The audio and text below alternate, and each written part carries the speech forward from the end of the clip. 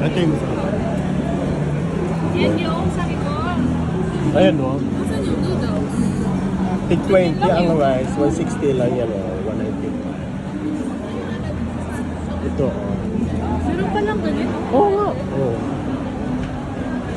Ito may pusit sila.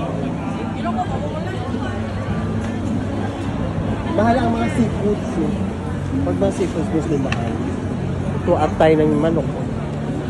Ayan yung binibili ko sa kanya. May videohan. Ayan nga.